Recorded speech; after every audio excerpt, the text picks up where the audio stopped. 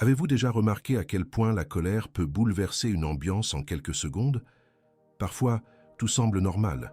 Une conversation anodine, un déjeuner en famille, une journée de travail comme les autres. Puis quelqu'un dit quelque chose de blessant, fait une blague déplacée, lance une critique qui touche un point sensible. Et soudain, l'atmosphère change. L'air devient lourd, l'ambiance est différente, le cœur s'emballe. C'est comme si une force intérieure se réveillait et disait « Tu ne laisseras pas ça impuni ». Vous vous souvenez peut-être de moments très précis comme celui-ci. Ce jour où, rentré chez vous épuisé, vous ne désiriez qu'un peu de calme, mais n'avez trouvé que reproches, exigences et jugements. Une seule phrase a suffi à mettre le feu aux poudres. Vous avez répondu sur le même ton, puis sur un ton plus fort, et avant même de vous en rendre compte, vous aviez prononcé des paroles contraires à votre foi en Christ. Ou encore ce jour où quelqu'un vous a manqué de respect devant d'autres personnes et où l'humiliation était si grande que la colère vous a semblé le seul moyen de retrouver votre dignité. La colère agit ainsi. Elle se présente comme une défense. Elle se pare des atours de la justice, du courage et d'une forte personnalité. Elle murmure à votre oreille « Si tu ne réagis pas, on te piétinera. Si tu ne hausses pas le ton, personne ne te respectera. Si tu ne fais pas preuve de force, on te prendra pour un imbécile. Et pour vous protéger, vous attaquez. Pour gagner le respect, vous blessez. Pour éviter une nouvelle humiliation, vous finissez par humilier les autres. Le problème, c'est qu'une fois la colère déchaînée, après avoir parlé, répondu, crié, affirmé sa colère, elle s'estompe, vous laissant seul face aux conséquences. La scène se déroule comme un film dans votre esprit. Vous vous souvenez du visage de la personne qui vous a entendu, de son regard effrayé ou triste, des larmes qui lui sont montées aux yeux, du silence qui s'est installé. Et avec ce souvenir surgit la question « Pourquoi ai-je parlé ainsi ?» Parfois, la conséquence est immédiate. Une personne se replie sur elle-même, une autre se tait, une autre encore réagit avec la même agressivité, et le conflit s'envenime. D'autres fois, l'effet est plus subtil. La personne est toujours à vos côtés, mais intérieurement plus distante. Elle pèse ses mots par crainte de vous irriter, commence à dissimuler certaines choses pour éviter d'être la cible de vos accès de colère, se forge une image d'elle-même plus prudente en votre présence. La relation perdure, mais elle a changé. La confiance est ébranlée. Mais la colère blesse aussi celui qui la ressent, pas seulement celui qui la subit. Vivre sous l'emprise de ce sentiment, c'est vivre dans un état de tension permanent. C'est comme si votre cœur était toujours prêt à s'emballer, vos muscles toujours contractés, votre cerveau toujours en alerte. Vous devenez une personne épuisée intérieurement. Parfois, vous avez même peur de vous-même. Et cette colère ne se manifeste pas toujours par des cris et des portes qui claquent. Souvent, elle se dissimule dans de longs silences, un repli sur soi, une froideur. Certaines personnes ne cassent rien, ne tapent pas du poing sur la table, n'élèvent pas la voix, mais elles brisent des relations, se ferment intérieurement, érigent des murs dans leur cœur. C'est une colère déguisée en « ça va, je m'en fiche, c'est du pareil au même ». En apparence, la personne semble maîtresse d'elle-même. Mais intérieurement, elle est rongée par des pensées refoulées, des ressentiments accumulés, des réponses non dites qui résonnent en elle. Cette colère sourde est tout aussi destructrice que la colère explosive, car elle vous empoisonne petit à petit. Elle modifie votre regard sur les autres, votre interprétation des gestes, votre perception des situations. Vous commencez à voir l'autre non pas pour ce qu'il est vraiment, mais pour ce qu'il vous a fait. Tout est filtré. Il a parlé comme ça parce qu'à l'époque, il agissait ainsi. Elle a réagi ainsi parce qu'elle ne m'a jamais respecté de toute façon. La vieille colère colore les nouvelles expériences. Peut-être vivez-vous précisément cette situation. Vous ne supportez plus d'entendre votre propre voix crier, mais vous ne supportez pas non plus le poids du silence pesant qui s'installe après chaque dispute. Peut-être avez-vous honte de la façon dont vous parlez à ceux que vous aimez, mais en même temps, vous vous sentez impuissant. Peut-être ne criez-vous pas, mais vous vous reconnaissez comme quelqu'un qui s'accroche, se nourrit et revit sans cesse les mêmes scènes, comme pris au piège d'un cycle émotionnel sans fin. Et alors se pose la question que tout chrétien sincère se pose à un moment ou un autre. Que pense Dieu de ma colère? Suis-je moins spirituel pour autant? Un véritable serviteur de Dieu ne devrait-il pas se mettre en colère? Qu'est-ce que je déçois le Seigneur chaque fois que je me mets en colère? La Bible ne considère pas la colère comme un phénomène superficiel. Elle ne dit pas « chacun est ainsi fait, il n'y a pas de problème ». Elle ne dit pas non plus « si vous étiez vraiment saint, vous ne vous mettriez jamais en colère ».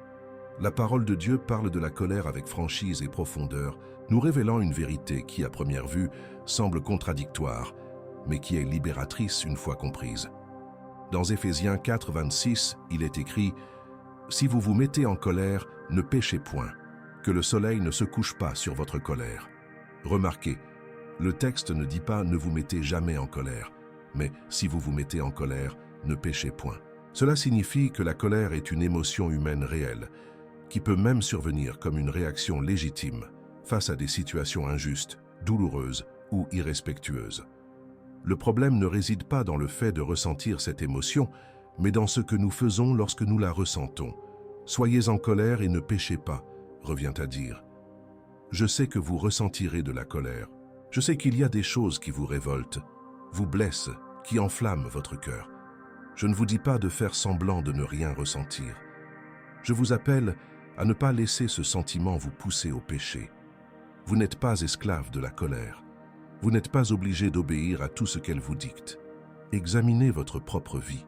Combien de fois la colère s'est-elle manifestée en vous sous forme de pensées telles que « dis tout ce que tu penses, ne pardonne pas, rends-leur la pareille, humilie-les aussi, coupe les ponts avec cette personne, fais-leur payer pour leurs actes. » C'est comme si la colère était un conseiller intérieur qui vous hurle dessus, proposant des solutions rapides et apparemment satisfaisantes.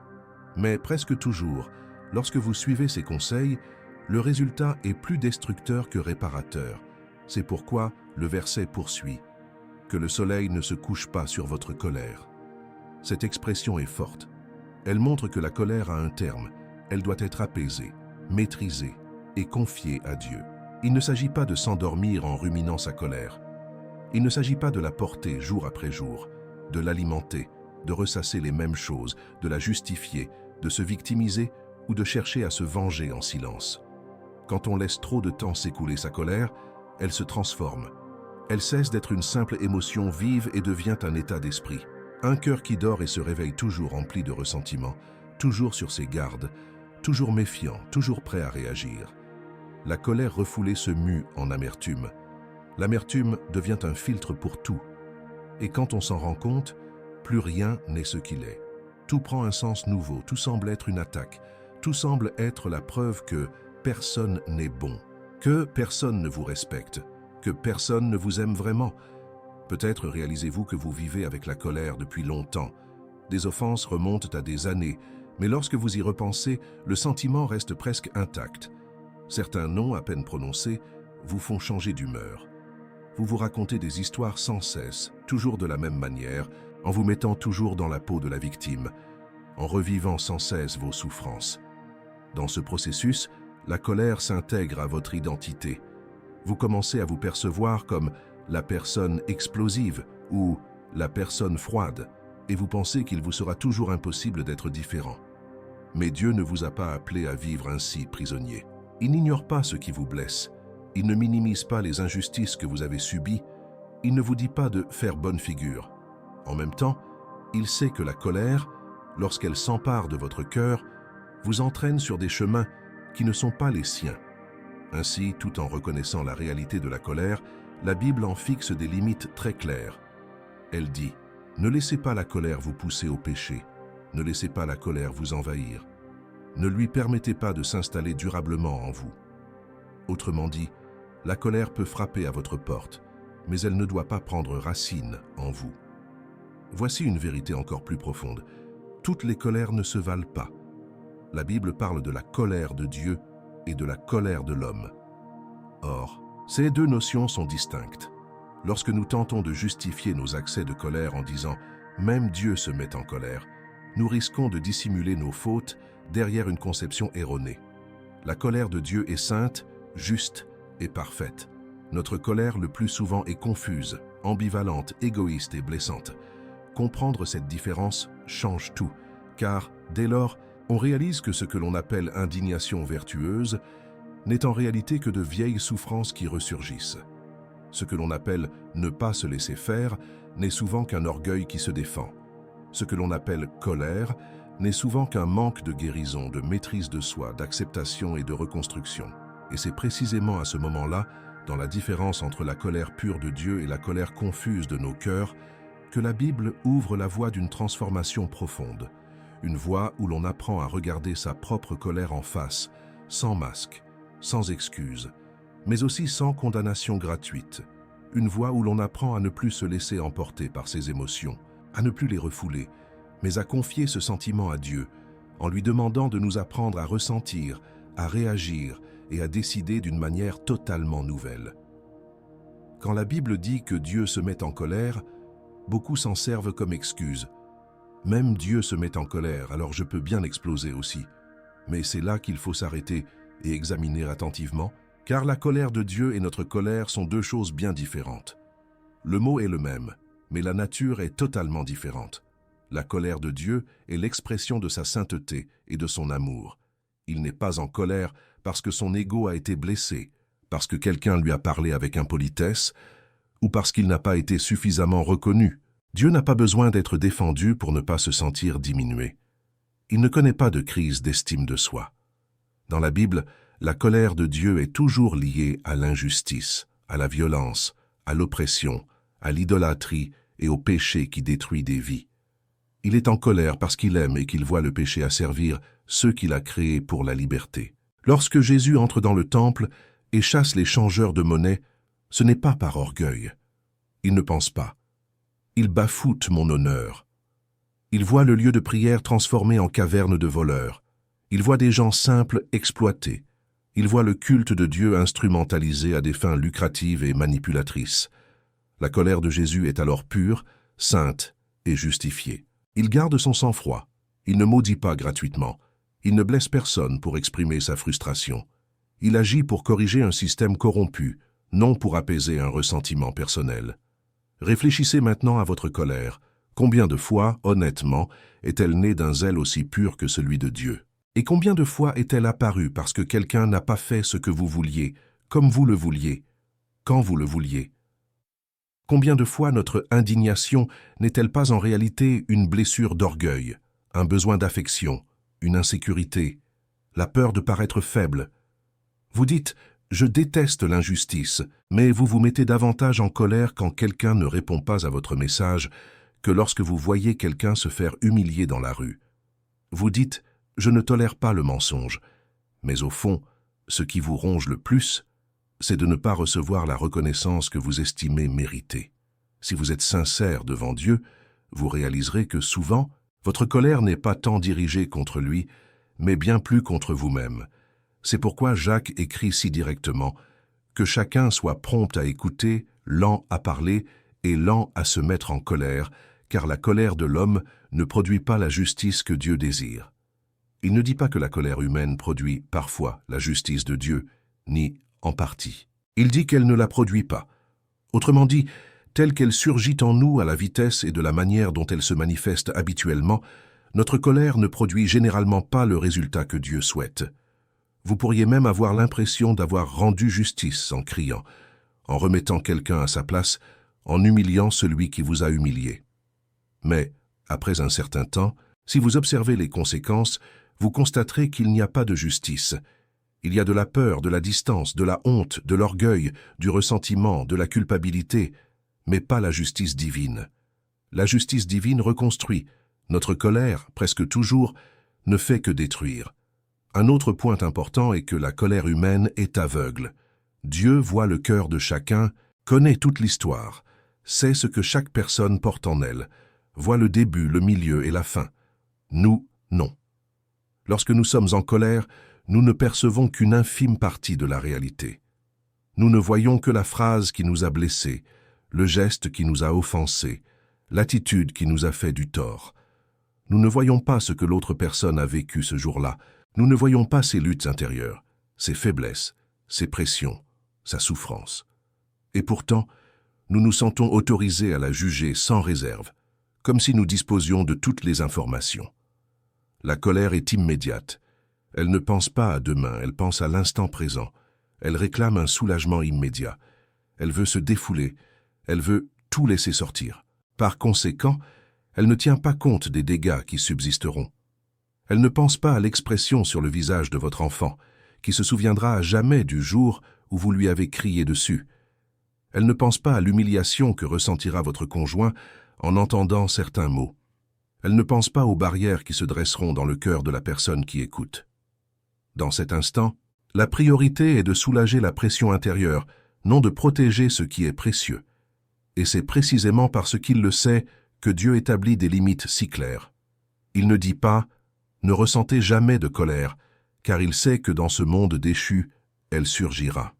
Mais il dit « Lorsqu'elle surgit, ne péchez pas à cause d'elle, ne laissez pas cette colère s'installer, ne donnez pas à l'ennemi l'occasion d'exploiter cette faille. » Il y a un détail très important dans Éphésiens 4, 26-27. Après avoir dit « Que le soleil ne se couche pas sur votre colère », l'apôtre ajoute « Et ne donnez pas prise au diable ». Autrement dit, la colère refoulée, entretenue et ruminée, c'est ouvrir en soi un terrain propice à l'influence néfaste de l'ennemi. Au début, ce n'est que de la colère. Puis elle se transforme en ressentiment, puis en amertume, puis en froideur, en cynisme, en endurcissement du cœur. À un moment donné, on commence à justifier le péché par la souffrance, à utiliser ce qui nous a été fait comme une autorisation de faire la même chose, ou pire à autrui. Peut-être cela vous arrive-t-il déjà sans que vous vous en rendiez compte. Vous vous dites « Je suis comme ça parce que personne ne m'a jamais respecté. Je suis comme ça parce que mon père était comme ça. Je suis comme ça parce que la vie m'a façonné ainsi. » Et petit à petit, vous vous résignez à l'idée que la colère fait partie intégrante de votre identité. Le problème, c'est que tandis que vous protégez votre colère, elle vous asservit. Tandis que vous la défendez, elle vous domine. Mais il y a un autre aspect à considérer. Beaucoup de personnes aujourd'hui submergées par la colère ont été profondément blessées au départ. Être en colère n'est pas forcément synonyme de mauvaise. Bien souvent, il s'agit de personnes blessées qui ont appris très tôt que le seul moyen de se faire entendre était de crier, qu'elles n'attirèrent l'attention que lorsqu'elles explosaient, qu'elles ne se sentaient fortes qu'en attaquant. La colère est devenue une armure, un bouclier, une façon d'éviter la douleur de l'humiliation, de l'oubli, de l'abandon. C'est pourquoi Dieu ne vous considère pas simplement comme la personne nerveuse, la tête brûlée. Il connaît le chemin qui vous a mené jusqu'ici. Il sait combien de fois vous avez été réduit au silence, combien de fois vous avez subi des injustices, combien de fois vous avez accepté des choses que vous n'auriez pas dû, combien de fois la vie vous a accablé sans vous laisser d'échappatoire. Il sait que, bien souvent, votre réaction agressive était votre seul moyen de vous protéger. Il le sait. Mais il sait aussi que cette armure qui vous protégeait autrefois vous emprisonne désormais. Alors que fait-il? Il ne se contente pas de pointer du doigt le péché, il appelle à la guérison. Avant de dire « ne pêche pas », il veut te montrer pourquoi tu pêches lorsque la colère te submerge. Il veut te conduire aux racines de cette réaction. Il veut te montrer quelle blessure est ravivée lorsqu'on te parle d'une certaine manière, quel souvenir se réactive lorsque tu te sens manquer de respect, quel mensonge tu crois sur toi-même chaque fois que quelqu'un ne te traite pas comme tu le souhaiterais. C'est là que la vision biblique de la colère prend toute sa profondeur. Il ne s'agit pas simplement de dire « maîtrise-toi » ou « tais-toi ». Il s'agit d'un appel à une transformation intérieure, où le Saint-Esprit agit sur les souvenirs, les croyances et les traumatismes, et change la nature même de nos réactions. Au lieu de réagir sous l'effet de la douleur, on commence à réagir en fonction de son identité en Christ. Au lieu de défendre son ego, on commence à défendre ce qui honore Dieu. Au lieu d'être guidé par ses impulsions, on est guidé par la parole. Et pendant ce temps-là, une chose devient très claire. La colère incontrôlée n'est pas un détail ni une simple attitude. Elle peut avoir des conséquences graves, profondes et durables. La Bible le montre par des exemples concrets. Mais il n'est même pas nécessaire d'aller aussi loin. Il suffit de regarder autour de soi. Combien de mariages ont été brisés non seulement par l'infidélité, mais aussi par des années de paroles blessantes, d'ironie, de crises de colère, de portes qui claquent et de silence glacial. Combien d'enfants ont grandi en craignant leur père ou leur mère, non pas parce qu'ils étaient battus, mais parce qu'ils ne savaient jamais quelle facette de leur père ou de leur mère ils allaient rencontrer ce jour-là, la personne calme ou la personne furieuse. Combien d'amitiés ont été brisées à cause de disputes où personne ne voulait céder, personne ne voulait écouter, personne ne voulait réfléchir avant de répondre. La colère incontrôlée rend les gens insensés. La Bible dit, dans les Proverbes, que l'homme colérique agit de façon insensée. Et c'est vrai. Avez-vous déjà vu quelqu'un pris d'une crise de colère faire des choses qu'il ne ferait jamais en temps normal, casser des objets, jeter des choses par terre, révéler des secrets intimes pour blesser, menacer, bousculer, conduire dangereusement, envoyer des messages qu'il regrettera ensuite, publier sur les réseaux sociaux des choses qu'il n'aurait jamais le courage de dire calmement. Ces folies laissent des traces, parfois visibles, une rupture, un emploi perdu, une porte qui se ferme, parfois invisible, un cœur qui se met à vous craindre, un enfant qui cesse de vous faire confiance, un conjoint qui dissimule ses sentiments, une église qui craint de vous affronter, sachant que votre colère précédera votre humilité. Tout cela aurait pu être évité si, à ce moment précis où la colère a commencé à monter, quelque chose de différent s'était produit en vous. Si, au lieu de laisser ce sentiment vous submerger, vous aviez respiré, prié, vous étiez souvenu de la parole, aviez demandé l'aide du Saint-Esprit et aviez choisi la douceur. Non pas la douceur de la faiblesse, mais la douceur d'une force maîtrisée. Voici le chemin que propose la Bible. Reconnaître sa colère, certes, mais décider ensuite comment la gérer. Comprendre la différence entre la juste indignation de Dieu et le chaos de notre colère humaine. Laisser cette prise de conscience nous amener à affronter honnêtement ce qui se passe en nous lorsque nous sommes blessés.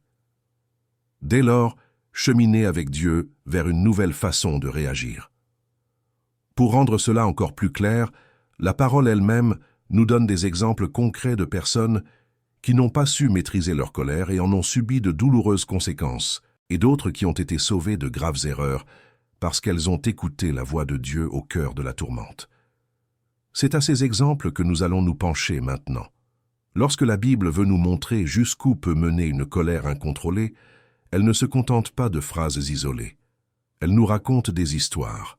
Et l'une des plus marquantes est celle d'un homme qui, malgré sa grande proximité avec Dieu, a laissé la colère s'immiscer dans ce qu'il avait de plus précieux, Moïse. Moïse n'était pas un homme ordinaire. Il a vu Dieu agir de manière que nous ne pouvons qu'imaginer. Il a été un instrument pour libérer le peuple de l'esclavage.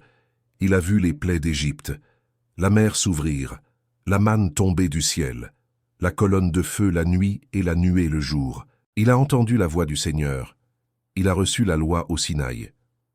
Humainement parlant, il était un géant de foi. Pourtant, la Bible insiste sur le fait qu'il n'était pas parfait, qu'il avait des faiblesses, et l'une d'elles était précisément liée à la colère. Le peuple que Moïse guidait était difficile. Il murmurait, se plaignait, se rebellait facilement et oubliait vite la sollicitude de Dieu. À maintes reprises, Moïse intercéda pour ce peuple, pleura sur lui et le défendit auprès de Dieu. Mais avec le temps, la lassitude commença à s'accumuler. La patience d'un grand chef a aussi ses limites. Et un jour, ces limites furent atteintes. Dans le livre des Nombres, au chapitre 20, le peuple se plaint à nouveau du manque d'eau. Ils s'adressent à Moïse avec ingratitude, comme si Dieu ne leur avait jamais rien apporté. Ils le questionnent, ils l'accusent, comme si Moïse les avait menés dans le désert uniquement pour les voir mourir. Imaginez entendre de telles choses de la part de ceux que vous avez tout fait pour protéger, jour après jour, année après année. C'est comme un père qui se démène pour son enfant et qui s'entend dire qu'il n'a rien fait. C'est blessant, c'est épuisant, c'est exaspérant. Dieu donne alors à Moïse une instruction claire. Il lui dit de parler au rocher devant le peuple, et le rocher fera jaillir de l'eau. C'était simple, précis. Il ne s'agissait pas de frapper, ni d'exprimer sa frustration, mais d'obéir, de parler, rien de plus. Mais lorsque Moïse se présente devant le peuple, la colère prend le dessus. Il ne se contente pas d'obéir à l'ordre. Au contraire, il laisse éclater sa colère par des paroles. Il traite le peuple de rebelle et lui parle durement. Et, au lieu de parler au rocher, comme Dieu le lui avait ordonné, il lève la main et le frappe 2 fois de son bâton. L'eau jaillit. La soif du peuple est étanchée. À première vue, tout semble s'être bien passé. Le miracle a eu lieu, le besoin a été comblé, le problème est résolu. Mais du point de vue de Dieu, quelque chose de très grave s'est produit. Moïse ne se contenta pas de frapper le rocher. Il laissa sa colère influencer la manière dont Dieu souhaitait être présenté au peuple. Il mêla le caractère sacré du commandement divin à sa propre frustration. Au lieu de montrer au peuple un Dieu qui, même face à l'ingratitude, répond avec grâce et puissance par une simple parole, Moïse présenta un Dieu empreint de colère, de dureté et d'agressivité. La conséquence fut terrible. Dieu déclara que Moïse n'entrerait pas en terre promise. Il la verrait de loin, mais n'y poserait pas le pied. Imaginez le poids d'une telle décision. Des années et des années de voyage, de renoncement, de leadership, de miracles, d'obéissance. Et dans un accès de colère incontrôlée, un pan de son histoire est profondément bouleversé. Ce n'est pas que Dieu ait rejeté tout ce que Moïse a vécu avec lui. Ce n'est pas que la vie de Moïse se résume à cette seule erreur. Mais Dieu nous laisse cette histoire comme un avertissement. Une colère incontrôlée peut compromettre tout ce que vous avez mis du temps à construire. Une famille, un mariage, un ministère, une amitié, une réputation d'intégrité. Tout cela peut être gravement endommagé si vous réagissez sous l'emprise de la colère et non par obéissance. Combien de fois répétons-nous la même erreur à plus petite échelle? Dieu nous dit « Parlez avec amour », mais nous préférons dire des vérités avec du venin au bout des lèvres. Dieu nous invite à la douceur dans la confrontation, mais nous déversons des années de frustration dans une seule conversation. Dieu nous inspire à pardonner, mais nous parlons comme si nous avions un dossier sur l'autre, nous souvenant de chaque défaut, de chaque détail. Nous réglons le problème, mais pas selon la volonté de Dieu. Nous le résolvons à notre manière, guidés par la colère. C'est comme si l'eau s'était écoulée, mais que le rocher avait été frappé avec force, alors que Dieu voulait que sa parole suffise. De l'extérieur, le problème semble résolu, mais un goût étrange persiste. Nous savons que nous avons réussi à faire fonctionner quelque chose, mais pas comme le Seigneur l'avait demandé. À ce moment-là, la colère a pris le pas sur la soumission. Outre Moïse, la Bible, dans les Proverbes, offre des exemples très clairs des conséquences de la colère. L'homme colérique attise les querelles, mais l'homme patient apaise les disputes. L'insensé laisse libre cours à sa colère, mais le sage la maîtrise. Mieux vaut un homme patient qu'un guerrier, un homme sage qu'un conquérant. Ces paroles révèlent une évidence, mais que la colère, lorsqu'elle s'empare de nous, nous fait oublier. La force ne consiste pas à exploser. La force consiste à ne pas exploser. Vous avez sans doute déjà rencontré quelqu'un considéré comme fort, précisément parce que personne ne s'oppose à lui, parce que tout le monde a peur, parce que personne ne le confronte, sans obtenir une riposte. Ce type de force est une force charnelle, une force qui s'impose par la peur, les menaces et les cris. Elle peut avoir un effet immédiat, mais c'est une force fragile car elle repose sur la terreur, non sur le respect. Lorsque cette personne perd le contrôle ou rencontre quelqu'un d'encore plus agressif, tout son édifice s'écroule. La véritable force réside dans la maîtrise de soi. La Bible dit que celui qui se gouverne vaut mieux que celui qui prend une ville. À cette époque, la prise d'une ville symbolisait une puissance immense, la conquête, le triomphe. Mais Dieu regarde et dit « Plus grand encore est celui qui ne se laisse pas submerger par ses émotions. Plus grand encore est celui qui, même en sentant la colère monter, parvient à respirer, à réfléchir, à prier et à choisir une autre réaction. La colère incontrôlée a aussi des conséquences spirituelles. Ce feu intérieur constant finit par éteindre votre sensibilité à la voix de Dieu. Il est difficile d'entendre le Saint-Esprit quand votre esprit est encombré de disputes, quand votre cœur est sur la défensive, quand votre bouche est prête à attaquer. Vous finissez par réagir aux autres avant de réagir à Dieu. Au lieu de demander « Seigneur, que veux-tu que je dise ?» vous pensez « Que puis-je dire pour avoir le dernier mot ?» Peu à peu, la prière cède la place aux plaintes. Vous parlez davantage de vos griefs aux autres qu'à Dieu. Vous vous défoulez plus que vous ne priez. Vous murmurez plus que vous ne criez. Et cela mine votre communion. Vous croyez toujours, vous aimez toujours Dieu, mais un fossé se creuse entre la foi que vous professez et votre réaction face à l'adversité. Dans de nombreux foyers chrétiens, la colère est devenue banale. On prie à l'église, on chante, on s'engage dans des activités associatives. Mais à la maison, les conversations sont empreintes de cris, d'accusations et de paroles blessantes. Les enfants grandissent en entendant parler d'un Dieu d'amour à l'Église, mais sont témoins d'une tension constante à table. Les conjoints entendent parler de pardon et de douceur dans les sermons, mais vivent le ressentiment et la dureté dans la chambre et le salon. Au fond, cela engendre un conflit intérieur. Quel est ce Dieu qui ne change pas notre façon de nous comporter les uns envers les autres? Quel est cet évangile qui agit à l'extérieur, mais pas à l'intérieur? Tout cela découle d'une colère refoulée, des conséquences qui ne se limitent pas à l'instant de l'explosion, mais se propagent, telles des vagues, à divers aspects de la vie. Et si l'histoire de Moïse illustre l'impact de la colère sur la vie d'un homme de Dieu, celle de Caïn montre comment une colère ignorée peut croître jusqu'à devenir insurmontable. Caïn n'a pas commencé par tuer son frère, il a commencé le visage défait, avec une offrande refusée, rongé par un mélange de comparaison, d'envie et de rejet. Dieu lui a parlé, l'a averti, lui a montré que le péché était à sa porte, prêt à le dominer. Mais Caïn a choisi de ne pas écouter. Et la colère qui aurait pu être apaisée, confessée, guérie, a fini par se transformer en quelque chose de bien pire. C'est pareil pour nous. La colère ne commence presque jamais comme un crime.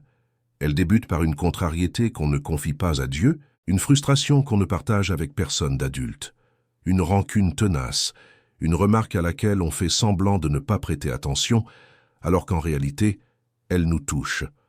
Et quand on s'en rend compte, elle a déjà pris des proportions démesurées, et on se surprend à dire ou à faire des choses inimaginables. C'est pourquoi la parole insiste. Ne minimisez pas la colère. Ne qualifiez pas de colère ce que la Bible appelle un manque de maîtrise de soi. Ne qualifiez pas de sincérité ce qui est en réalité de l'agression. Ne qualifiez pas de justice ce qui est, au fond, une vengeance déguisée. Reconnaissez le danger, car ce n'est qu'en reconnaissant le danger d'une chose que vous commencerez à la traiter avec le sérieux qu'elle mérite. La bonne nouvelle, c'est que la Bible, qui met en lumière ces conséquences, offre aussi une solution. Elle ne se contente pas de dire « ne vous mettez pas en colère ». Elle montre comment apprendre à gérer sa colère autrement, comment laisser Dieu agir non seulement sur le symptôme, mais aussi sur la cause profonde. C'est précisément ce que nous aborderons dans la prochaine partie. Des pistes bibliques et pratiques pour que la colère cesse d'être une force dominante et devienne un sentiment que Dieu peut maîtriser dans votre vie. Si la colère est si dangereuse, la question qui nous taraude est « d'accord, mais comment la maîtriser concrètement ?» Comment briser ce cycle d'explosion, de regrets, de promesses de changement et de rechute? La Bible ne nous laisse pas sans repère. Elle ne se contente pas de nous dire « ne vous mettez pas en colère » pour ensuite nous abandonner. Elle propose des pistes concrètes, des chemins spirituels et des attitudes pratiques qui, ensemble, transformeront notre façon de réagir. La première étape consiste à affronter de front la source de la colère. La plupart d'entre nous ne retenons que le moment de l'explosion. La phrase malheureuse, le cri, la réplique cinglante, l'objet jeté, la porte qui claque. Mais ce n'est que la partie émergée de l'iceberg. La colère est presque toujours une réaction à une blessure préexistante. Lorsqu'on explose parce que quelqu'un a dit une bêtise, ce n'est généralement pas à cause de cette phrase isolée. Elle a touché un point sensible. Se demander « qu'est-ce qui motive ma colère ?» est un acte de courage. Parfois, elle cache une histoire d'humiliation.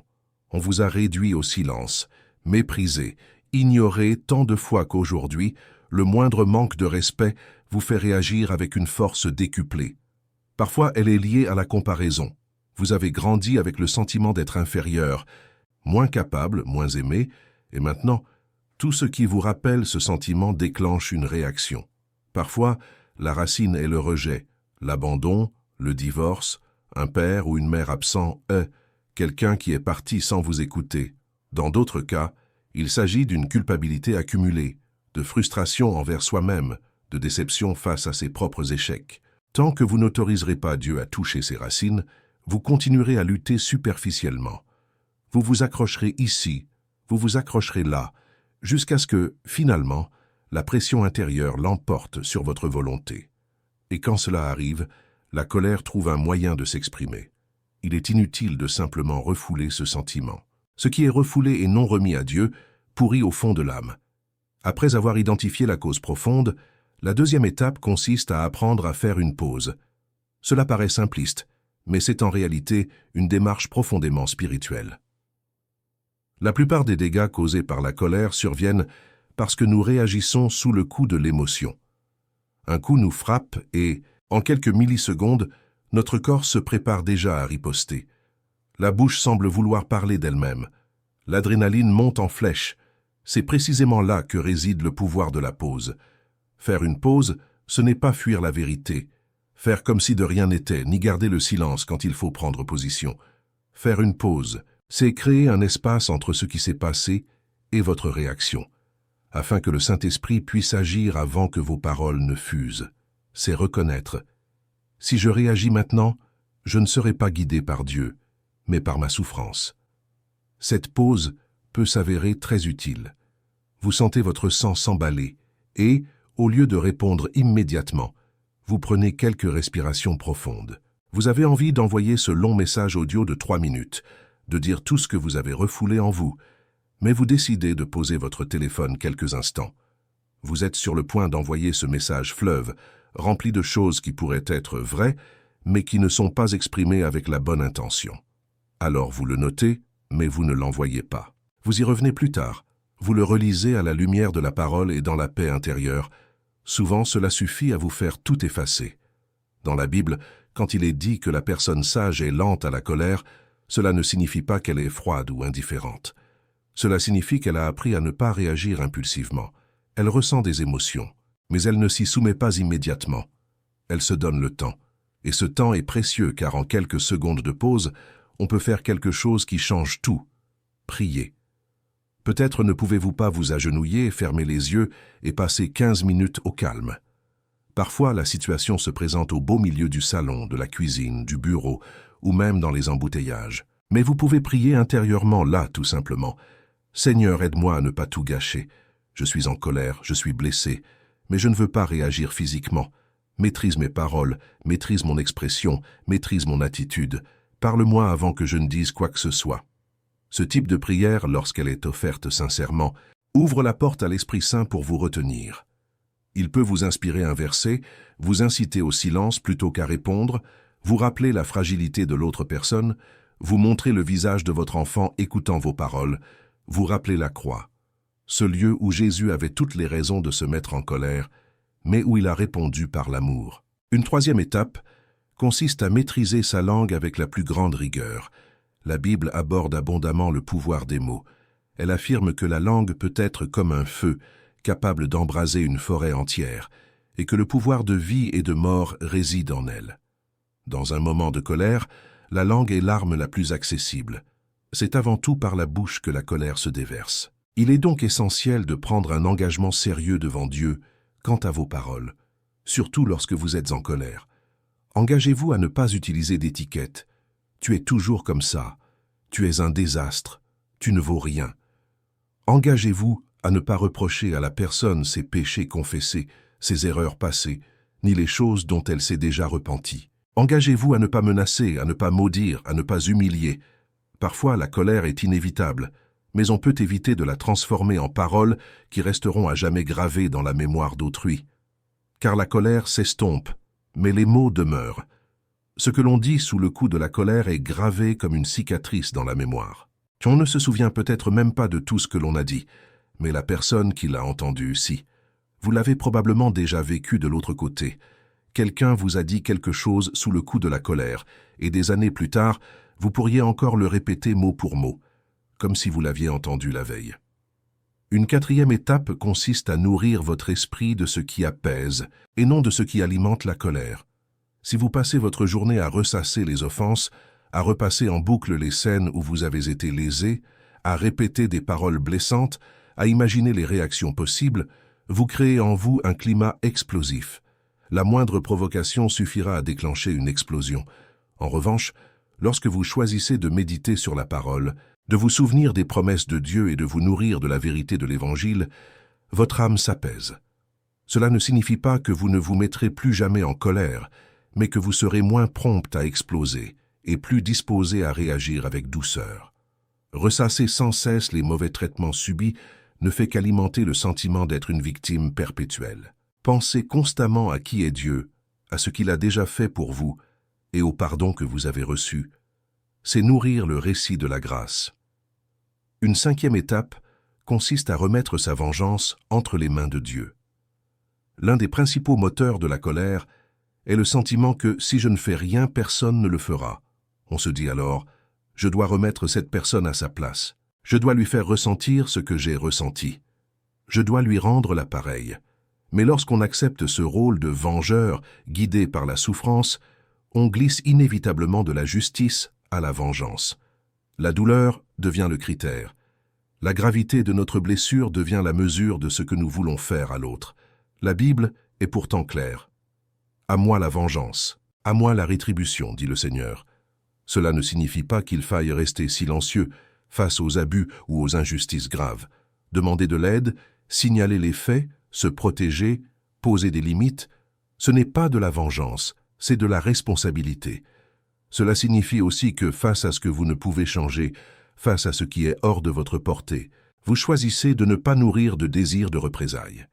Vous ne vivez pas en souhaitant du mal aux autres, en attendant de mauvaises nouvelles, en espérant que la vie se vengera. Vous vous soumettez, vous lâchez prise. Vous avez confiance dans le juge juste. Une sixième étape essentielle consiste à faire de la prière un lieu d'expression sincère de votre colère. Il est inutile de se présenter devant Dieu en feignant le calme, en prétendant ne rien ressentir, en faisant comme si tout allait bien. Dieu ne se laisse pas berner par les masques, il se fie à la vérité. Lui parler ainsi, « Seigneur, je suis très en colère. J'avais envie de faire ceci, cela et encore ceci. J'avais envie de dire ceci, cela et encore ceci. Je sais que ce n'est pas bien, mais c'est ce que je ressens. Aide-moi. Change mon cœur, guide ma réaction. » Est très différent du fait d'essayer de se contrôler seul et de ne lui raconter ce qui s'est passé qu'une fois que tout a mal tourné. Lorsque vous confiez votre colère à la prière avant de l'exprimer, beaucoup de choses sont déjà désamorcées. Parfois, Dieu vous confronte à vos origines, vous rappelle d'où il vient, vous montre combien vous avez blessé autrui et combien vous avez été pardonné. Parfois, il vous accorde une juste tristesse, cette tristesse selon Dieu qui conduit à la repentance, et non à la condamnation. Parfois, il vous donne la sagesse de choisir le bon moment pour parler, les mots justes, ce qui mérite d'être dit et ce qu'il vaut mieux taire. Une septième étape consiste à faire attention à ceux qui alimentent votre colère. Certaines personnes sont comme de l'essence sur une braise ardente. Vous exprimez votre mécontentement envers quelqu'un, et au lieu de vous aider à comprendre son point de vue, à chercher la réconciliation ou à prier, elles enveniment la situation. Si c'était moi, je ferais pire. N'en reste pas là. Ne parle plus jamais à cette personne. Tu as raison d'être en colère. Avec de tels amis, la colère se renforce car elle est désormais confortée par l'approbation d'autrui. Entourez-vous de personnes qui aiment la vérité, mais aussi la paix. Des personnes qui savent dire « tu te trompes sur ce point, tu as exagéré, ce que tu envisages de faire ne glorifiera pas Dieu ». Des personnes qui se soucient davantage de votre caractère que de la satisfaction éphémère de vous voir gagner une dispute. Parfois, une simple conversation avec une personne pieuse, sincère et aimante suffit à vous dissuader d'agir d'une manière que vous regretteriez pendant des années. Enfin, et c'est tout aussi important, il est essentiel de comprendre que maîtriser sa colère n'est pas qu'une simple technique. C'est un fruit de l'Esprit Saint. L'Épître aux Galates, au chapitre 5, parle des fruits de l'Esprit, et parmi eux figure la maîtrise de soi. Cela signifie que la capacité de se contrôler, de maîtriser ses paroles, ses actes et ses impulsions ne découle pas simplement d'un effort humain, mais d'une vie abandonnée à Dieu. Plus vous marchez avec l'Esprit, plus vous devenez sensible à sa voix. Des choses que vous ne remarquiez même pas auparavant commencent à vous déranger. Des réactions qui semblaient autrefois normales commencent à vous peser. Des mots que vous utilisiez machinalement sonnent faux lorsqu'ils sortent de votre bouche. Il ne s'agit pas de devenir insensible et de cesser de ressentir. Il s'agit plutôt d'acquérir, grâce à ces sentiments, les ressources spirituelles nécessaires pour agir différemment. C'est un processus, pas un bouton. Vous ferez probablement encore des erreurs, vous rechuterez, vous réagirez parfois de manière que vous n'aimeriez pas. Mais au lieu de l'accepter, vous pouvez faire de chaque chute le point de départ d'un repentir plus profond, et d'une décision plus ferme de continuer à marcher avec Dieu dans ce domaine. Petit à petit, vous réaliserez vous-même. Il y a quelques années, j'aurais explosé dans ces circonstances. Aujourd'hui, j'ai ressenti la même impulsion, mais j'ai réussi à choisir une autre réaction. Ces étapes ne constituent pas une formule magique, mais un cheminement. Identifier la source du problème, faire une pause, maîtriser ses paroles, veiller sur ses pensées, renoncer à la vengeance, prier sincèrement, s'entourer de bonnes personnes, marcher selon l'esprit. Tout cela, brique par brique, construit une nouvelle façon d'appréhender la colère. Et ce faisant, non seulement vous évitez la destruction, mais vous devenez capable d'apaiser les tensions, de réagir différemment dans des situations où l'on s'attendrait à une agression. Et pour bien comprendre comment cela s'applique concrètement, il est important d'examiner l'autre aspect de la question. Comment gérer non seulement sa propre colère, mais aussi les personnes en colère qui nous entourent, les environnements tendus et les personnes qui laissent déjà transparaître leur colère. C'est ce que nous allons explorer dans la prochaine étape de notre exploration. Lorsque nous nous penchons sur l'histoire de Caïn, nous ne lisons pas simplement le récit d'un épisode lointain et ancien concernant une personne très différente de nous. Nous observons au ralenti le cheminement de la colère au sein d'un cœur lorsqu'elle n'est pas apaisée devant Dieu. C'est comme si la Bible nous disait « Regardez attentivement, car c'est ainsi que cela fonctionne aussi en nous. » Caïn et Abel présentèrent des offrandes à l'Éternel. Abel offrit de tout son cœur les premiers-nés de son troupeau, les meilleurs. Caïn apporta des fruits de la terre, mais son offrande ne plut pas à Dieu. Le texte n'en détaille pas tous les aspects, mais il montre clairement que le problème ne résidait pas seulement dans le contenu de l'offrande, mais aussi dans la manière de l'offrir. L'important n'est pas seulement l'offrande elle-même, mais aussi l'intention. Lorsque Dieu accepte Abel et son offrande, mais pas Caïn et la sienne, quelque chose se brise en Caïn. La Bible dit que son visage s'assombrit. C'est comme si son visage se fermait, son regard se durcissait, son expression changeait. Ce mélange de frustration, de rejet, de honte et de comparaison commence à grandir. Il regarde son frère qui a été agréé et se sent diminué. La colère ne vient pas seule. Elle s'accompagne d'envie, d'un sentiment d'injustice, d'un orgueil blessé. Combien de fois cela nous arrive-t-il à plus petite échelle? On voit quelqu'un être félicité pour ses efforts et au fond de nous, on ressent quelque chose d'indéfinissable. On se demande « Pourquoi n'en a-t-on pas eu autant pour moi? Pourquoi reconnaît-on autant l'autre et si peu moi? Moi aussi je m'efforce, moi aussi je fais des choses. » Parfois, on le dissimule, on sourit, on dit « c'est bien ». Mais au fond de nous, il y a une tristesse que personne ne voit, sauf Dieu. C'est précisément à ce moment que Dieu intervient dans l'histoire de Caïn, avec une question et un avertissement. Il demande « Pourquoi es-tu en colère? Et pourquoi ton visage est-il abattu ?» Remarquez la sollicitude de Dieu, il ne l'accuse pas. Tu es envieux, rebelle, un raté. Il appelle Caïn à la prise de conscience. Il l'invite à l'introspection, à percevoir ce qui se passe dans son cœur. Alors, Dieu proclame une vérité et lance un avertissement solennel. Si tu agis avec droiture, ne seras-tu pas accepté? Mais si tu n'agis pas avec droiture, le péché est tapi à ta porte. Il désire te posséder, mais tu dois le dominer. Autrement dit, Caïn, ce que tu ressens ne doit pas te détruire. Si tu rectifies ta conduite, en t'alignant sur ma volonté, la porte de l'acceptation restera ouverte. Mais si tu ignores ce qui se passe en toi, le péché est tapi à la porte de ton âme, prêt à te dévorer. Il veut te dominer, mais tu n'es pas obligé de te soumettre. Tu peux le vaincre. Le moment où Dieu parle à Caïn est un moment de miséricorde. C'est comme si le ciel disait « Ne laisse pas cela s'aggraver. Ne minimise pas ce sentiment en le considérant comme une simple mauvaise humeur. N'alimente pas ces comparaisons. Ne permets pas à cette tristesse de devenir permanente. Si tu le permets, elle prendra des proportions bien plus importantes que tu ne l'imagines.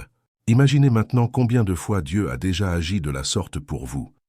Ce jour-là, vous avez quitté une conversation, le cœur brûlant de colère, et sur le chemin du retour, cette petite voix intérieure vous a dit « Tu sais que tu ne devrais pas alimenter cette colère. » Cette nuit-là, vous repensiez à tout ce que vous auriez pu dire, et au milieu de vos pensées, une douce phrase vous est apparue. « Laisse tomber, ne laisse pas cela se transformer en amertume. » Cette situation où vous vous êtes senti humilié et où le Saint-Esprit a commencé à vous murmurer « n'alimente pas ce désir de vengeance, ne ressasse pas la scène. Ces petites voix intérieures sont comme la voix de Dieu qui vous demande « Pourquoi es-tu en colère? Que se passe-t-il en toi? Quelle histoire te racontes-tu à ce sujet ?» Caïn pourtant choisit de ne pas répondre. Le texte ne rapporte aucun mot de repentir, aucune confession, aucune supplication. Il ne se confie pas. Il ne dit pas « Seigneur, j'envie mon frère. Je me sens rejeté. Aide-moi. » Au contraire, il se retient. Il rumine. Il s'en nourrit. Il laisse son visage abattu devenir son état d'esprit. Et lorsque la colère trouve le silence, elle grandit. Voilà ce qui arrive avec la colère refoulée. Elle se nourrit des pensées que l'on ressasse. Caïn commence probablement à voir Abel non comme un frère, mais comme un rival. Dans son esprit, des phrases comme celle-ci ont pu surgir. « Il se croit meilleur que moi. Dieu le préfère. Je suis toujours le second. Rien de ce que je fais n'est jamais suffisant. » L'esprit devient un tribunal et l'autre un ennemi. Chaque fois qu'il regarde Abel, le ressentiment grandit. Puis, à un moment donné, Caïn appelle Abel pour aller au champ. Les champs, un lieu ouvert, loin des regards, deviennent le théâtre de quelque chose qui a commencé invisiblement, au plus profond de l'âme. Dans les champs, il n'y a plus seulement des visages abattus. Il y a des mains qui se lèvent, une violence qui se déchaîne, du sang qui coule. Caïn tue son propre frère. Observez la progression, offrande rejetée, colère, visage abattu, Dieu qui parle, Dieu ignoré, colère alimentée par le silence, décision préméditée, meurtre. Le péché qui rôdait à la porte s'est engouffré et a pris racine. Ce qui aurait pu être résolu par le repentir s'est transformé en une destruction irréversible. Vous pensez peut-être, mais je ne ferai jamais une chose pareille. Je n'ôterai jamais la vie à personne. Et il est probable que vous ne le feriez pas au sens propre. Mais combien de fois la colère vous a-t-elle poussé à détruire autre chose, à briser la confiance de quelqu'un par des paroles blessantes, à tuer l'amour par le mépris, à anéantir l'innocence d'un enfant par des cris incessants, à briser une amitié par un accès de franchise cruelle, à ruiner la réputation de quelqu'un en divulguant des secrets. Vous n'emmènerez peut-être jamais quelqu'un se suicider, mais vous pouvez le plonger dans une souffrance intérieure si profonde qu'il en gardera des séquelles émotionnelles durables. La colère que vous croyez maîtriser aujourd'hui pourrait en réalité vous conduire à des décisions aux conséquences bien plus graves que vous ne l'imaginez. Après l'acte, Dieu s'adresse de nouveau à Caïn. « Où est Abel, ton frère ?» Et Caïn répond froidement. « Je ne sais pas. Suis-je le gardien de mon frère ?» Nous voyons ici un autre effet de la colère lorsqu'elle atteint son paroxysme. Elle endurcit la conscience. Celui qui, un jour auparavant, affichait seulement un visage abattu, peut désormais regarder Dieu droit dans les yeux et répondre par des mensonges, avec dédain, avec cynisme. Lorsque la colère règne trop longtemps, le cœur perd sa sensibilité. Ce qui auparavant nous aurait choqués commence à paraître normal, mérité, une simple réaction à l'acte d'autrui. Mais Dieu ne se laisse pas tromper. Il dit « Le sang de ton frère crie vers moi depuis la terre. » La conséquence arrive. Caïn devient un fugitif, un errant, accablé par la culpabilité et le poids de l'éloignement. Ce qu'il a fait pour apaiser sa douleur est devenu une prison encore plus terrible. Au lieu de se sentir plus fort, il se sent meurtri, tourmenté, condamné à errer. C'est une histoire marquante, mais elle figure dans la Bible pour nous rappeler que la colère non maîtrisée cherche toujours à se propager. Elle ne se contente jamais de rester contenue. Elle veut grandir, prendre le contrôle, devenir son identité. Chaque fois que vous froncez les sourcils, Dieu s'approche et vous interroge. Chaque fois que vous l'ignorez, le péché s'organise, se fortifie, se prépare à franchir une nouvelle étape. Et ici, une pause très importante s'impose. Si, pendant que vous écoutez ceci, le Saint-Esprit vous révèle des épisodes précis de votre vie où vous avez laissé la colère prendre le dessus, ne négligez pas ce malaise. Il ne s'agit pas simplement d'une émotion passagère, c'est Dieu qui vous appelle à l'introspection, à la guérison. Parfois, une vidéo comme celle-ci est précisément l'avertissement divin, le moment où il vous dit « Tu es sur le point d'aller trop loin avec cette colère, arrête-toi, regarde en toi, viens régler ce problème avec moi avant de le regretter. » Et si ce message touche des points sensibles de votre cœur, c'est bon signe. Cela signifie que votre sensibilité est toujours présente, que votre cœur n'a pas été complètement endurci par des excuses, l'autoprotection ou des phrases comme « c'est comme ça ». Si vous sentez que vous avez besoin de cette transformation, il est important de continuer à recevoir ce type de contenu, d'être interpellé et guéri par la parole. Alors, profitez-en et si ce n'est pas déjà fait, abonnez-vous à la chaîne et aimez cette vidéo. Il ne s'agit pas seulement de chiffres, c'est une manière concrète de dire « je veux poursuivre ce chemin de transformation avec Dieu ». Et cela permet également à ce message d'atteindre d'autres personnes qui ont aussi besoin de l'entendre. Quand on considère Caïn, on voit ce qui arrive quand on ignore la voix de Dieu au début de la colère. Mais la Bible nous montre aussi l'autre versant. Des moments où la colère menace de nous submerger, mais est contenue par une intervention sage, par la parole juste au moment opportun, par quelqu'un qui se laisse utiliser par Dieu pour empêcher un mal plus grand.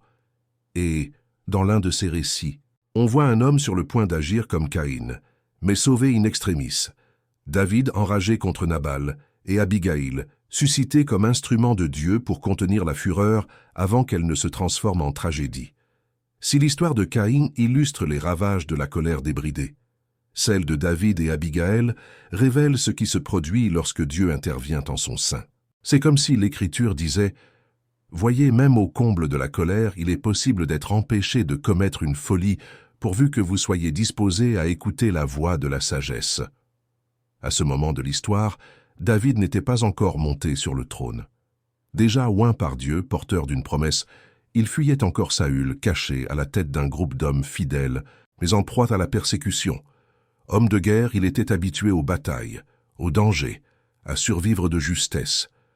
En même temps, c'était un homme selon le cœur de Dieu, qui aimait la présence du Seigneur, composait des psaumes, pleurait, était brisé.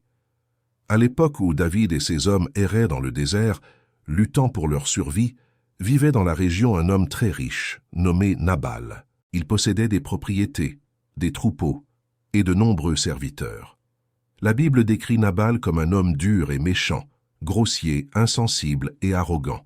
C'était le genre de personne qui ne jugeait rien à l'aune de son propre intérêt, qui ne reconnaissait pas la valeur de ce qu'il recevait d'autrui et qui maltraitait ceux qui lui étaient inférieurs.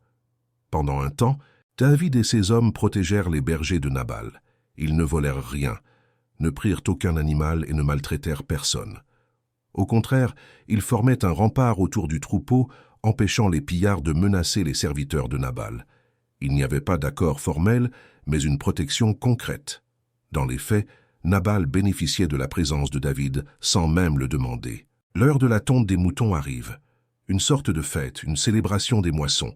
C'était un temps où la générosité était de mise, où les éleveurs organisèrent des banquets, partageaient leurs mets et donnaient ce qu'ils possédaient à leurs voisins.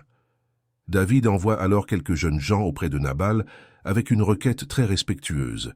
Ils intercèdent en sa faveur, lui rappellent la bienveillance dont ils ont fait preuve envers ses serviteurs, souhaitent la paix à sa maison et lui demandent, si Nabal a quoi que ce soit à leur offrir, de bien vouloir le partager avec eux en cette période d'abondance.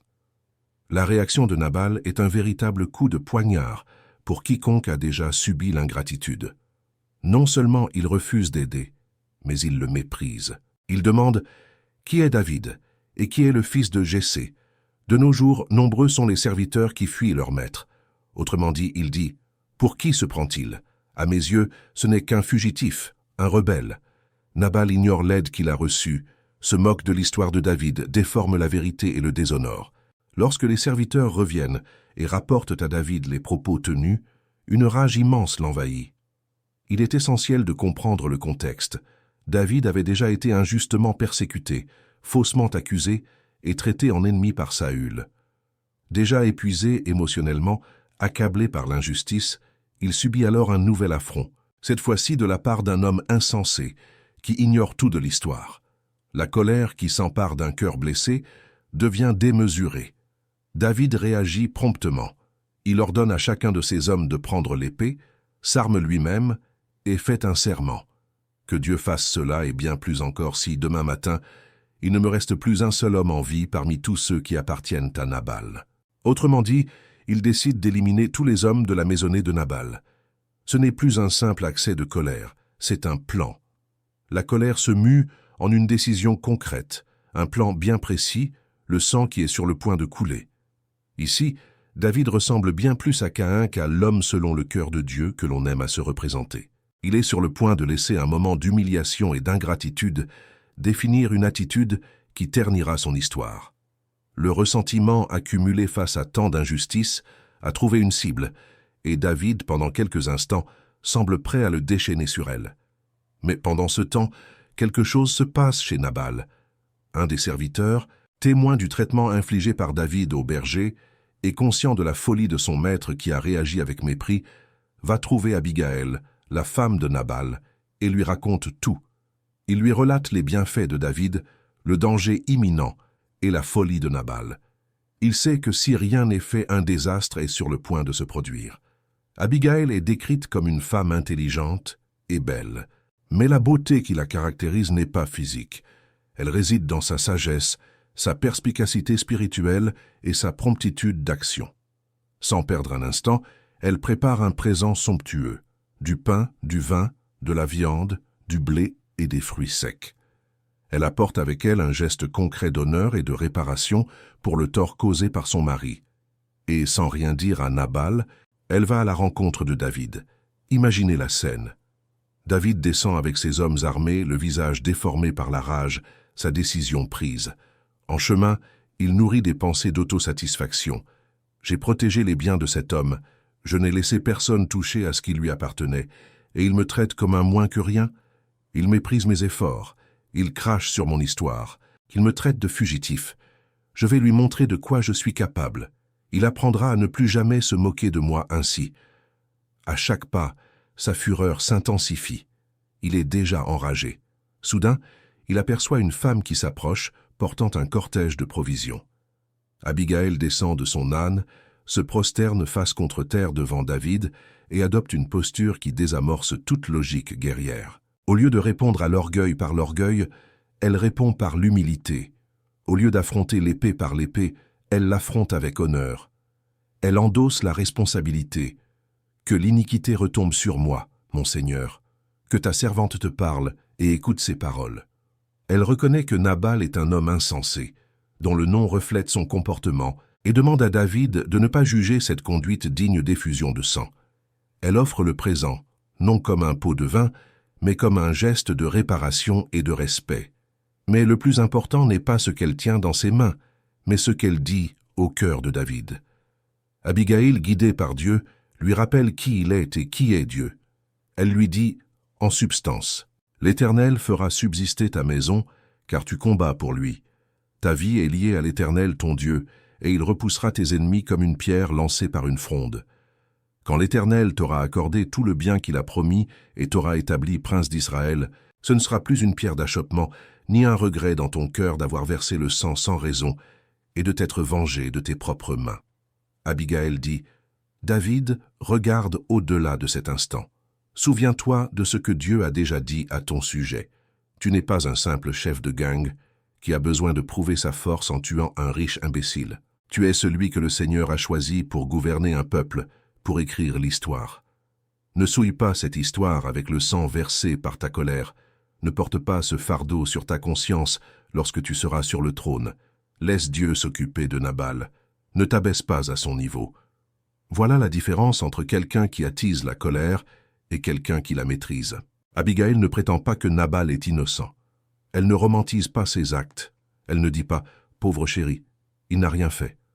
Elle reconnaît clairement sa faute.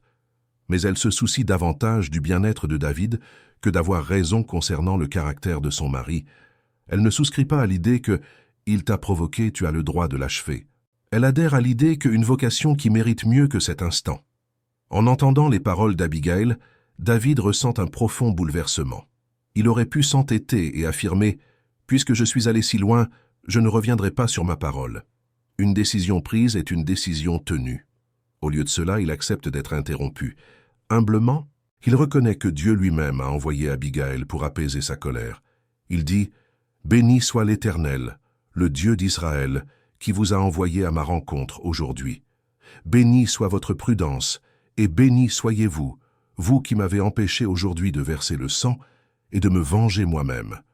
Il reconnaît qu'il était sur le point de commettre un acte répréhensible aux yeux de Dieu. Il accepte la correction. Il fait demi-tour. Il se retourne avec ses hommes. Il confie Nabal à la volonté de l'Éternel. Peu après, la Bible raconte que Nabal tombe soudainement malade et meurt. Justice est faite, non par la main impulsive de David, mais par la main souveraine de Dieu. David est ainsi épargné du poids d'un massacre sur sa conscience. Son histoire se poursuit, et cet épisode, qui aurait pu être une tâche indélébile, devient un témoignage de la grâce divine qui retient la colère d'un homme. L'histoire de David et Abigail nous révèle plusieurs choses importantes sur notre propre colère. Elle révèle d'abord que même ceux qui aiment Dieu, qui ont une vocation, qui connaissent la parole, peuvent connaître des moments de colère aveuglante. Ce n'est pas parce qu'on s'engage dans l'Église, qu'on prie, qu'on lit la Bible qu'on est à l'abri de réactions incontrôlables face à la souffrance, l'humiliation ou l'injustice. Il ne s'agit pas d'une excuse, mais d'un avertissement. La vigilance n'est pas une option, elle est constante. Le fait que David ait eu un cœur conforme à celui de Dieu ne l'a pas empêché de ressentir la tentation de verser le sang inutilement. Deuxièmement, l'histoire montre que Dieu, dans sa miséricorde, place souvent des Abigail sur notre chemin. Des personnes, des situations, des paroles, des sermons, des conseils, même une vidéo comme celle-ci, qui surgissent précisément au moment où l'on s'apprête à passer à l'acte. C'est ce message que l'on entend avant d'envoyer un enregistrement qui pourrait détruire quelqu'un. C'est cet ami qui appelle le jour même où l'on était déterminé à affronter quelqu'un de la pire des manières. C'est ce verset que l'on lit avant de prendre une décision définitive. Ce sont autant de façons pour Dieu de nous dire « Je ne veux pas que tu gâches ce que je construis dans ta vie à cause d'un moment de colère. Écoute, arrête-toi, réfléchis. » Troisièmement, cette histoire nous invite à adopter deux attitudes opposées mais complémentaires. Laisser Dieu susciter des Abigail pour nous retenir et parfois être Abigail pour quelqu'un d'autre. D'un côté, il faut avoir l'humilité d'écouter quand quelqu'un, guidé par Dieu, se présente à vous et vous dit avec amour « Ne fais pas ça, ne parle pas comme ça, ne prends pas cette décision maintenant. Ce n'est pas le moment d'aborder ce sujet. Tu ne vois pas les choses clairement. » La nature humaine voudrait répondre « Qui es-tu pour me parler ainsi? Tu ne sais pas ce que j'ai vécu. J'ai raison, personne ne me comprend. » Mais si David avait persisté dans cet orgueil, il aurait ignoré l'une des délivrances les plus importantes de son parcours. Entendre un « ne fais pas ça au bon moment », c'est la grâce.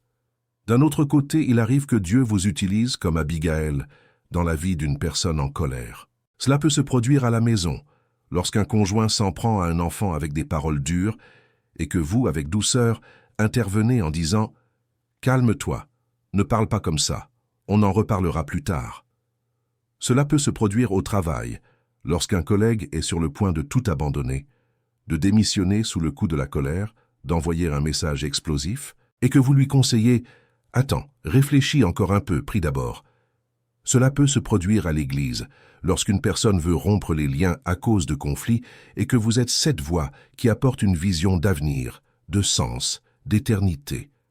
Être Abigail, ce n'est pas excuser les erreurs et faire comme si tout allait bien. C'est plutôt amener à réfléchir avec bienveillance à quelque chose de plus important.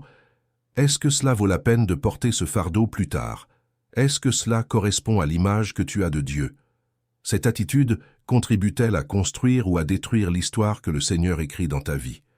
Bien souvent, une conversation comme celle-ci permet d'éviter 10 ans de regrets. Cette histoire montre aussi que céder sous le coup de la colère ne signifie pas que l'injustice restera impunie à jamais.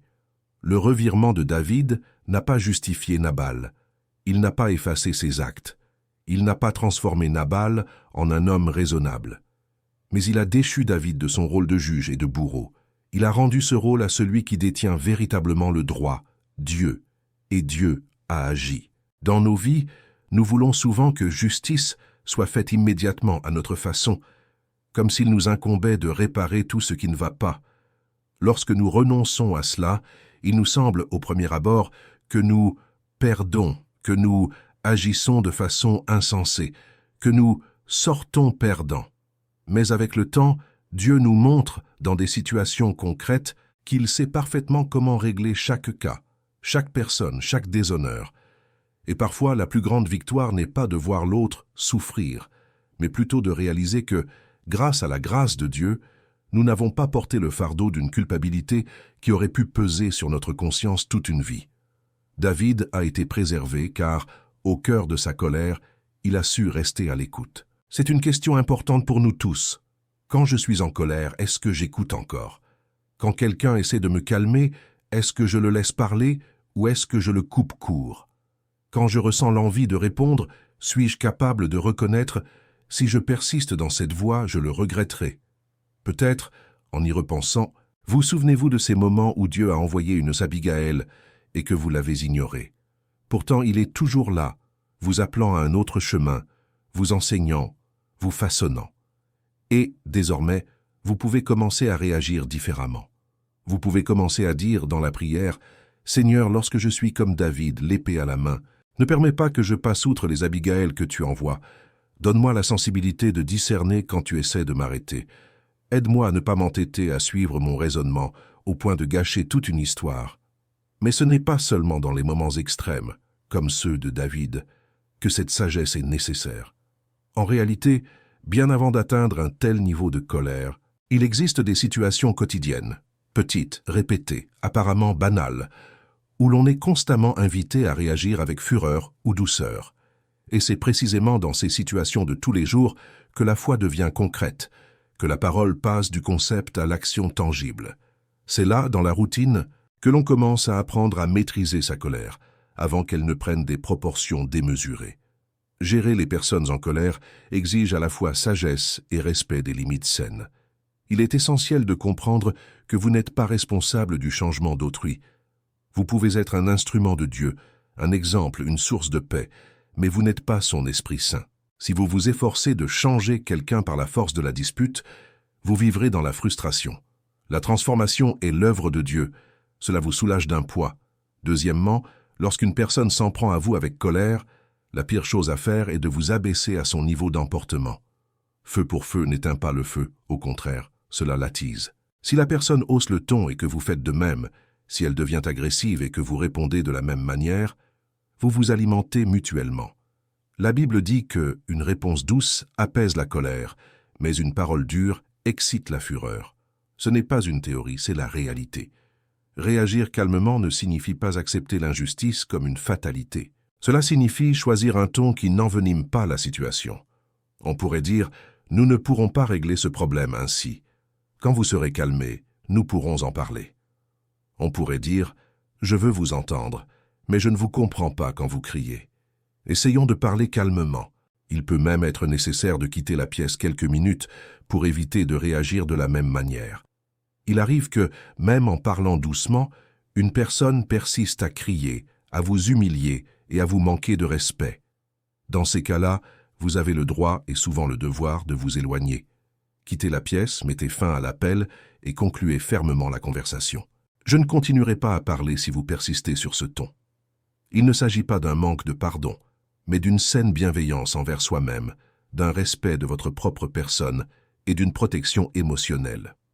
Dans les cas les plus graves, lorsque la colère de l'autre personne se manifeste par des violences physiques, des menaces constantes, des violences psychologiques sévères, une manipulation extrême et des humiliations répétées, il est nécessaire de demander de l'aide.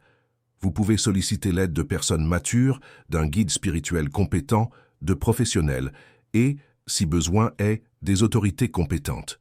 Dieu ne souhaite pas que vous soyez pris au piège d'un cycle de violence sous prétexte d'être croyant ou de persévérer par la foi. Il vous appelle à la paix, non à la violence.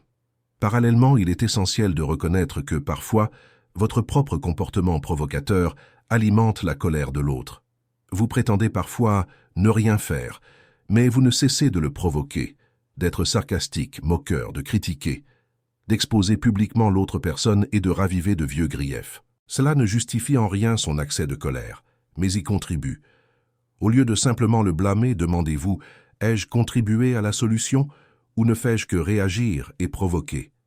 Un moyen très concret de transformer l'atmosphère d'une pièce est de choisir d'y instaurer la paix. Il ne s'agit pas d'être passif, mais d'agir de manière intentionnelle. Vous pouvez prier avant d'aborder des sujets délicats. Vous pouvez demander à Dieu de remplir votre foyer de sa présence. Vous pouvez diffuser des chants de louange plutôt qu'une musique susceptible d'attiser les tensions.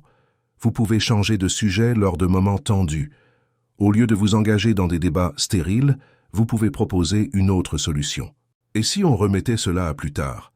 Et si on priait ensemble avant de continuer? Bien sûr, rien de tout cela n'est une solution miracle qui résout tout en un jour. Apprivoiser la colère, la vôtre comme celle des autres, est un processus. Mais en choisissant ces voies de pleine conscience, de pause, de douceur et de limites saines, Dieu guérira peu à peu les blessures profondes qui vous habitent.